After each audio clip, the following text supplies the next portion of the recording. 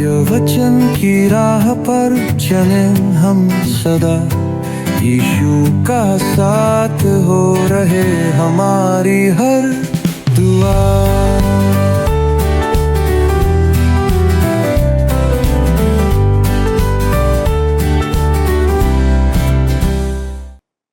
प्रिय दर्शकों, मैं आपका इस क्रमबद्ध बाइबल अध्ययन कार्यक्रम सत्य वचन में हार्दिक स्वागत करती हूँ। मित्रों, आज के इस अध्ययन में हम देखेंगे कि जकरिया के इस भाग में जहाँ यहोवा घोषणा करता है, हे सिय्योन बहुत ही मगन हो, हे यरूशलेम की बेटी गर्व और उत्साह के साथ जय जयकार कर, देखो तुम्हारा राजा तुम्हारे पास आ रहा है, वो धर्मी, उद्धारकारी और विनम्र है, गधे के बच्चे पर सवार होकर। मित्रों, यहाँ एक अद्भुत और उम्मीद भरा संदेश है। यहाँ एक राजा सशक्त योद्धा की तरह नहीं, बल्कि शांतिपूर्ण, न्यायप्रिय और नम्र किरदार लिए आ रहा है, जो घोड़े के बजाय गधे की सवारी अपनाता है। इस छवि में स्पष्ट रूप से दिखाई देता है, यह राजा विश्व और आकाश मंडल का विजय करता है, परंतु उसमें कुछ भी अहंकार नहीं, बल्कि सेवा और शांति की भावना है।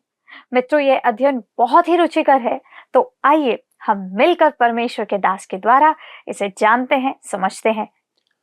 प्रिय दर्शकों, आप सभी को हमारे परमेश्वर पिता और उसके पुत्र प्रभु यीशु मसीह तथा आने वाले राजा के पवित्र और सामर्थी नाम में प्रेम भरा नमस्कार। मित्रों, एक बार पुनः आपका इस प्रसारण में स्वागत है।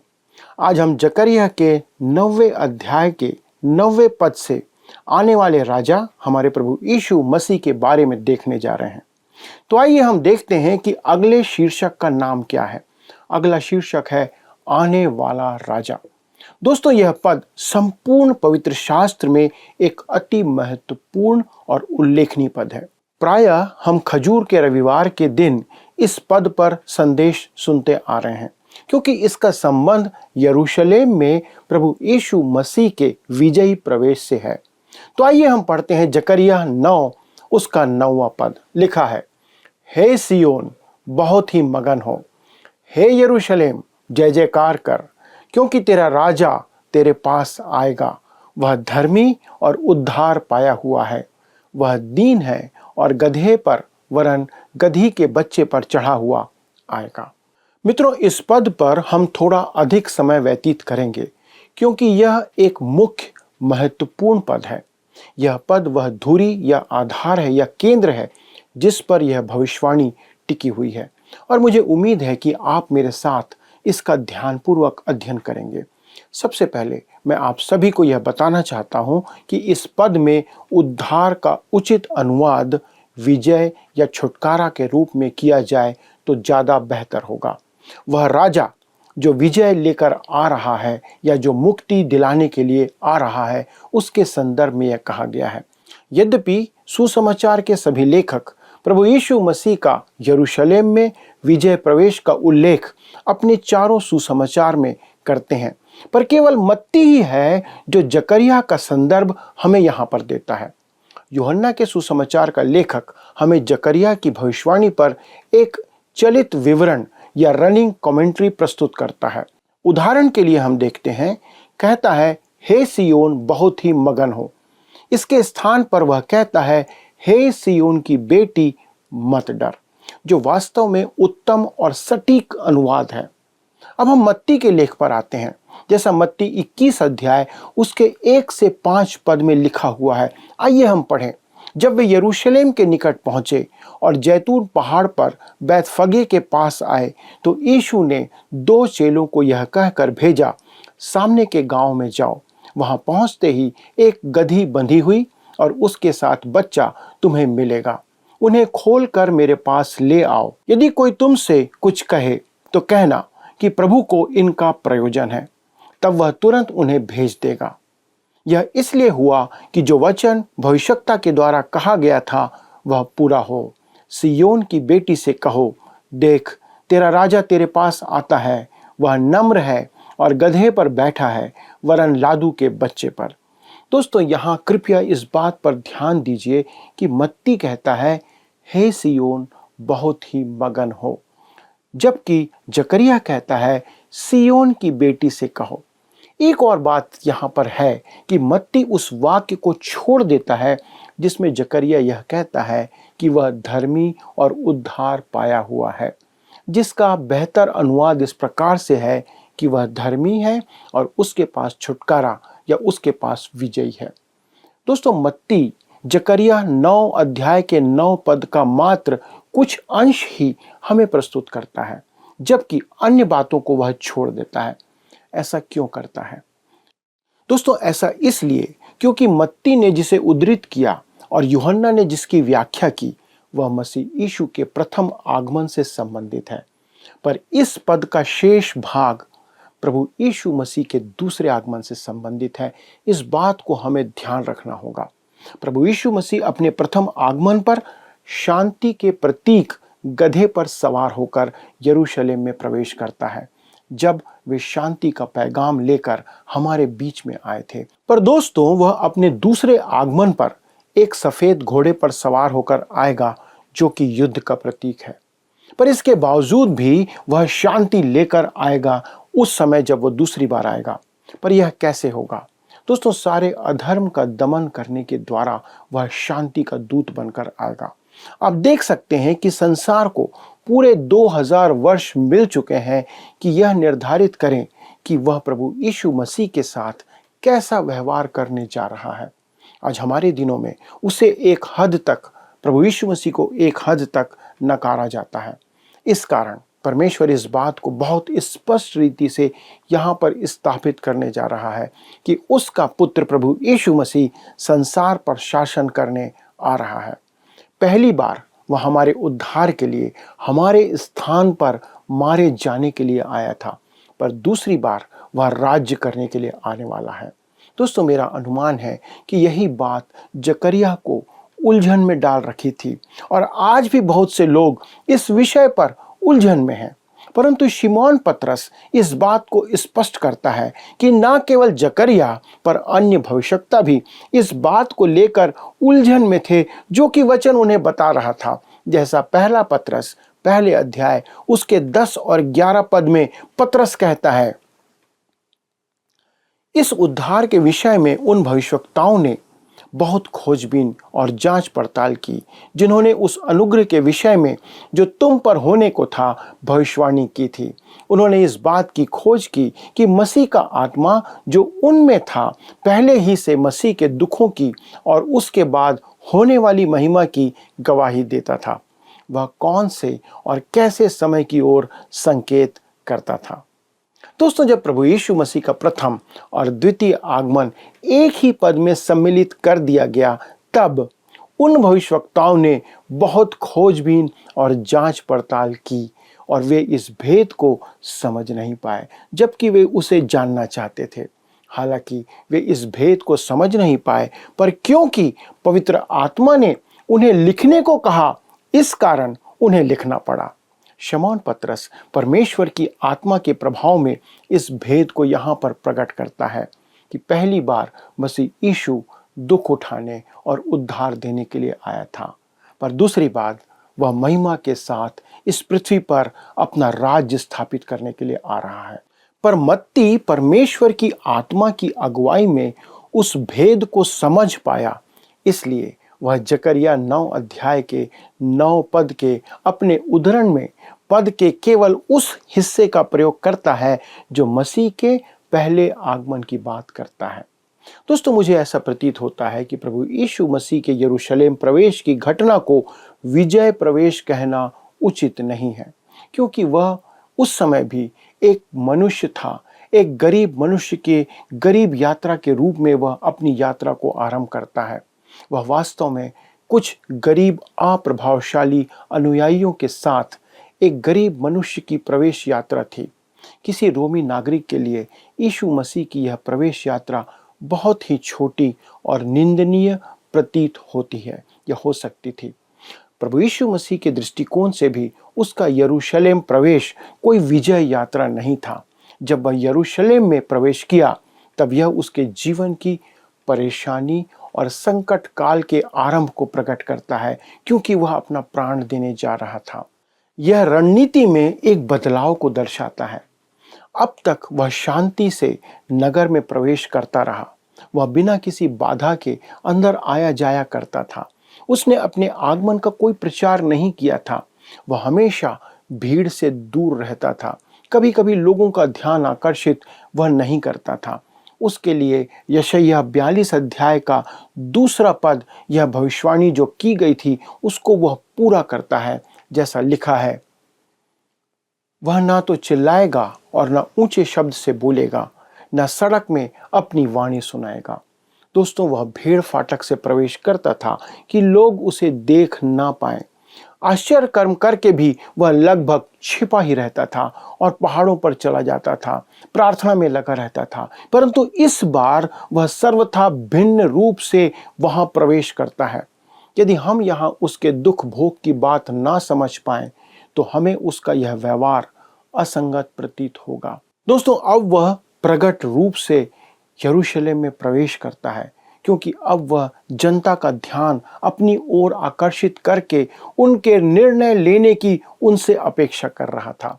पल भर के लिए ही सही, पर इस्राएल उसे मसीह एवं राजा स्वीकार करके उसके आगमन से आनंदित होता है। जैसा यूहन्ना 12 अध्याय के 19 पद में लिखा है, फरीसियों का कहना उचित था जब उन्होंने कहा, संसार उसके पीछे हो चला है। दोस्तों, उसके आगमन से संपूर्ण यरूशलेम में कोलाहल मच गया। यद्यपि वह स्वयं को आगे बढ़ा रहा था, पर फिर भी वह दीन मनुष्य था। मत्ती ने जकरिया की पुस्तक का संदर्भ देते हुए उसे एक धर्मी और दीन मनुष्य कहा है। दोस्तों, मैं उन सब टीकाकारों से सहमत हूं जो कहते हैं कि गधे पर सवारी करना उसकी दीनता को दर्शाता है। वास्तव में गधा एक राजसी पशु था जिस पर राजा शांति का संदेश देने के लिए उस समय सवारी किया करते थे, जबकि घोड़ा युद्ध का प्रतिनिधित्व करता है। गधे पर सवारी करना दीनता का चिन्ह नहीं है, परंतु जकरिया के कहने का अर्थ है कि मसीह यीशु राजा की नाई सवारी करके आएगा। वह विनम्र और मन का दीन होगा। मित्रों, इस घटना में एक और गलत धारणा है जिसे हमें ठीक रीति से समझने की आवश्यकता है। ऐसी धारणा है कि केवल एक विजय प्रवेश ही है जो यहाँ पर दिया गया है। कुछ पश्चिमी बाइबल शिक्षकों ने ऐसा प्रकट किया है कि मसीह यीशु 3 दिनों तक लगातार यरूशलेम में उसी रीति से प्रवेश किया करता था। पहली बार वह सब्त के दिन आया था, जो कि शनिवार का दिन होता है। इसके बाद वह रविवार के दिन और फिर सोमवार के दिन प्रवेश किया था। वे कहते हैं कि पहली बार वह सब्त के दिन एक राजा के रूप में प्रवेश किया था, जैसा कि मरकुस 11 अध्याय के 11वें पद में लिखा हुआ है। कहता है, वह यरूशलेम पहुंचकर मंदिर में आया और चारों ओर सब वस्तुओं को देखकर 12 के साथ बैतनिय्याह गया, क्योंकि सांझ हो गई थी। दोस्तों, उन लोगों का मानना है कि वह आया, इधर उधर देखा और पैसे बदलने वालों को ना पाकर वह वापस चला गया। तब वह पुनः रविवार के दिन आया, जो सप्ताह का पहला दिन है, और इस दिन मुद्रा बदलने वाले वहां बैठे हुए थे। तब उसने मंदिर को शुद्ध किया, जैसा कि हम मत्ती 21 अध्याय के 12वें पद में पढ़ सकते हैं।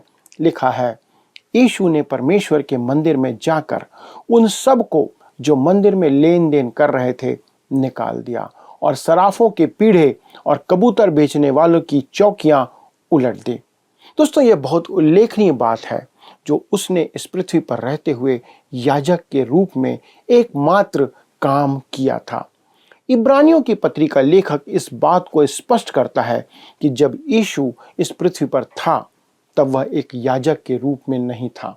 जैसा कि इब्रानी 8 अध्याय के पद 4 में वो कहता है, लिखा है, यदि वह पृथ्वी पर होता तो कभी याजक ना होता, इसलिए कि व्यवस्था के अनुसार भेंट चढ़ाने वाले तो हैं। किसी भी याजक ने मंदिर को साफ करने की हिम्मत कभी नहीं किया था, पर मसीह यीशु ने ऐसा किया जब वह खजूर के रविवार के दिन मंदिर में वापस आया था। तब यीशु पुनः सोमवार के दिन वापस आता है, जैसा वे कहते हैं, और उसने मार्ग में अंजीर के वृक्ष को शाप दिया था। मंदिर शोधन पर महायाजक और प्राचीनों ने उससे पूछा था, जैसा मत्ती 21 अध्याय के 23 पद में हम पढ़ते हैं, लिखा है, तू ये काम किसके अधिकार से करता है? दोस्तों ध्यान दे, वह मंदिर में जाकर उपदेश कर रहा था। वह उस दिन लोगों को शिक्षा दे रहा था। वह परमेश्वर का भविष्यवक्ता था। उस समय तक वह एक एक प्रश्न का उत्तर देता था। वह अपने बैरियों को निरुत्तर कर देता था। वह परमेश्वर की वाणी था, परमेश्वर की आवाज था, परमेश्वर की बातों को प्रकट करता था। और यूहन्ना 14 अध्याय के 9वें पद में वो कहता है, लिखा है, जिसने उसे देखा है उसने पिता परमेश्वर को देखा है। दोस्तों इसी प्रकार यह भी सच है कि जिसने उसे सुना है उसने परमेश्वर की वाणी को सुना है। इस प्रकार दोस्तों आप देख सकते हैं कि मसीह यीशु एक बार नहीं पर लगातार 3 बार यरूशलेम में प्रवेश करता है। अतः इस्राएल को उसका अंतिम दर्शन उसके 3 पदों का प्रकाशन था, एक भविष्यवक्ता, एक याजक और एक राजा के रूप में। इस प्रकार हमने देखा कि प्रभु यीशु मसीह का प्रवेश एक विजयी प्रवेश नहीं था, लेकिन क्या वह वास्तव में एक प्रवेश था? नहीं, वास्तव में वे प्रवेश नहीं बल्कि निकास कर रहे थे। वहां से निकास का काम वो कर रहे थे। प्रभु यीशु मसीह यरूशलेम में निवास करने और राजा के रूप में शासन करने की व्यवस्था नहीं कर रहे थे। हम जानते हैं कि उन्होंने अपने शिष्यों को फसह मनाने और फसह खाने के लिए एक कमरे की व्यवस्था करने के लिए अपने आगे भेजा था, लेकिन उन्होंने अपने रहने के लिए एक घर किराए पर लेने के लिए उन्हें नहीं भेजा था। वे अपने राज्य की तैयारी नहीं कर रहे थे। वह अपना दुख, अपनी पीड़ा, अपनी मृत्यु और अपनी मृत्यु के द्वारा से गुजरने की तैयारी कर रहा था।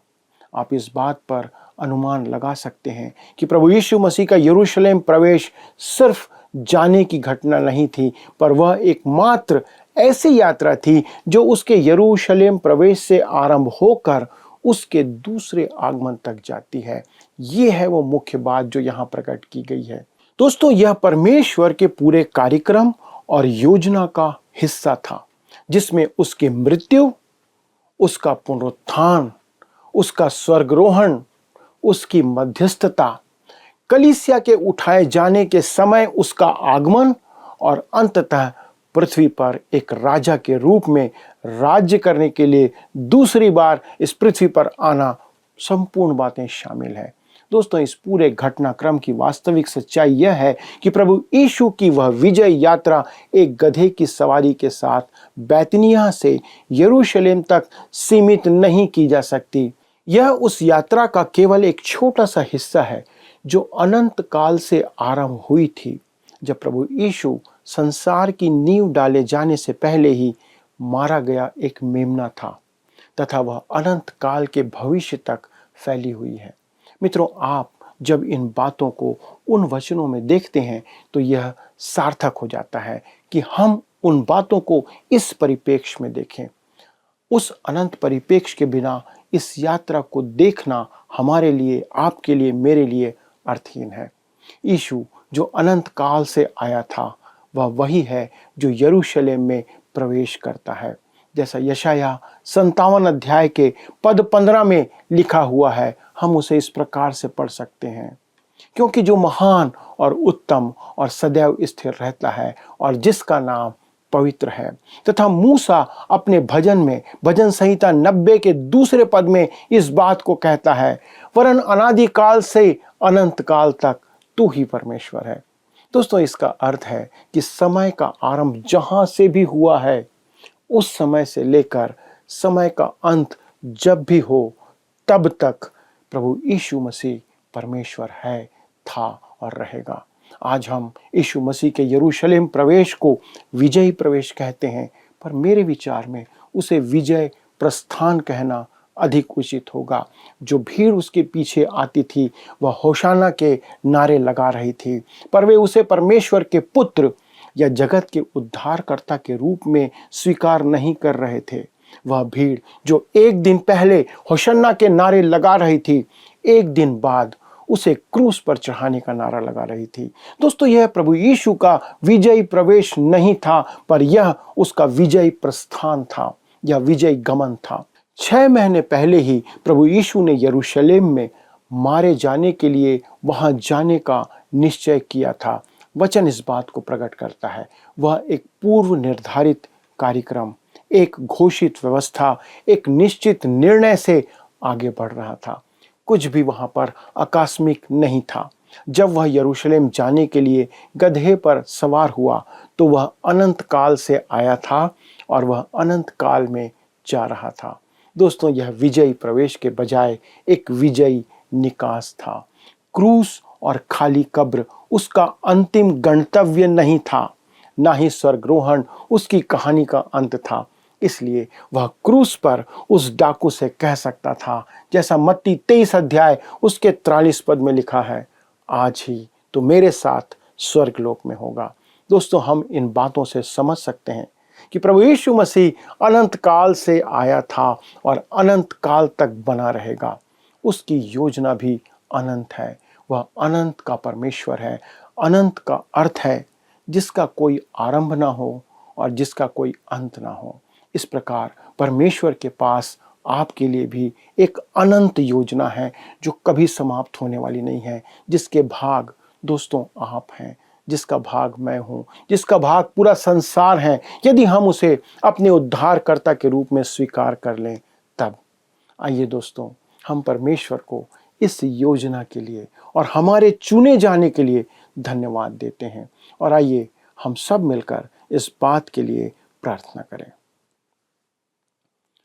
स्वर्गीय पिता परमेश्वर, हमारे प्रभु यीशु क्रिस्त के नाम से उसके जीवन के लिए हम धन्यवाद देते हैं कि प्रभु किस रीति से वो यरूशलेम में प्रवेश किया और उसने अपने उद्देश्य को प्रकट किया कि वो अनंत काल से आया है और अनंत काल तक उसका उद्देश्य है। जिस काम को प्रभु आपने इस संसार के नींव के डाले जाने के पहले से निर्धारित किया था कि मानव जाति के उद्धार के निमित्त प्रभु यीशु मसीह आकर, मानव रूप में आकर क्रूस पर अपने प्राण को बलिदान करेगा। धन्यवाद देते हैं प्रभु कि आपने उस छोटे हिस्से को प्रभु इस संसार में प्रतिपादित किया, संपन्न किया, जिसके द्वारा सारे मनुष्य जो इस पृथ्वी पर आदम से लेकर अब तक और भविष्य में उत्पन्न होंगे, वे प्रभु यीशु मसीह के लहू के द्वारा उद्धार प्राप्त कर सके, पापों की क्षमा प्राप्त कर सके। पिता, धन्यवाद देते हैं इस उत्तम प्रयोजन के लिए जो आपने अपने वचन के द्वारा हमें प्रकट किया है। धन्यवाद देते हैं प्रभु इन सारे भविष्यवक्ताओं के लिए, आपके लेखकों के लिए, दासों के लिए, जिन्होंने आपकी आत्मा से प्रेरित होकर इन वचनों को सुना, समझा और हमारे लिए लिख दिया कि हम जो अंत समय में जीवन जी रहे हैं इसके द्वारा उद्धार के मार्ग की ओर बढ़ सकें। प्रभु, धन्यवाद देते हैं सुंदर अध्ययन के लिए।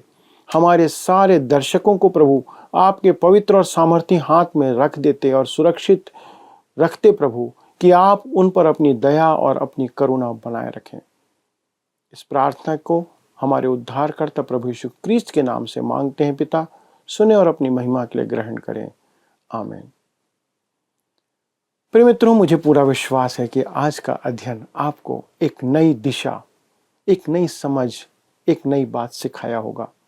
क्या आप इसके द्वारा से आशीषित हुए हैं?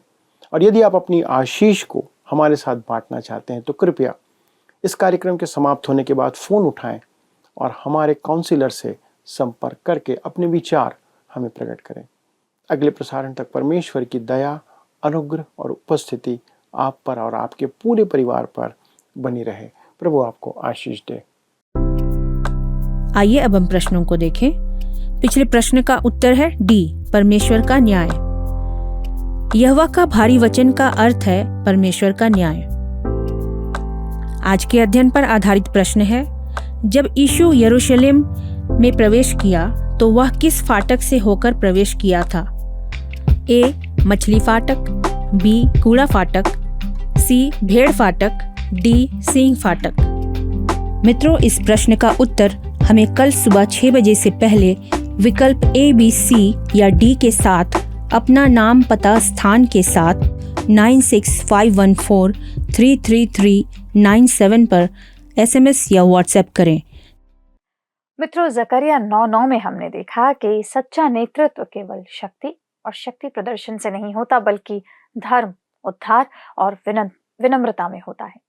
यह ना केवल भविष्यवाणी छवि थी, बल्कि नई व्यवस्था की नींव थी, जिसे यीशु मसीह ने पूरक रूप से खजूर रविवार के दिन को पूरा किया, जब उन्होंने गधे के पीठ पर बैठकर यरूशलेम नगर में प्रवेश किया। मित्रों, आज जब हम आज के वचन को अपने जीवन में अपनाते हैं, तो हमें याद रखना चाहिए, सच्चे अगुआ और राजा वो होते हैं जो सेवा करते हैं, न्याय लाते हैं और हमारे लिए उद्धार लेकर आते हैं। वो हमारा राजा है, न्यायपूर्ण, शांति प्रिय और नम्र है। हमारे मन में यही संदेश बताते हैं। हमारा राजा धर्मी, विजयी और अद्वितीय विनम्रता के साथ हमारे बीच है। आप इस अध्ययन को दोबारा सुनना या देखना चाहते हैं तो हमारे YouTube चैनल वर्ड रिसाउंड्स हिंदी में देख सकते हैं। अधिक जानकारी और प्रार्थना के लिए दिए गए नंबर पर संपर्क करना मत भूलिएगा। हमारे परामर्शदाता आपकी सहायता अवश्य करेंगे। हमारा नंबर है 9651433397। हम आपसे दोबारा मिलेंगे, तब तक प्रभु आपके साथ रहे। क्या आपको यह कार्यक्रम पसंद आया? अभी हमें एक मिस कॉल करें और आप अगले विजेता हो सकते हैं।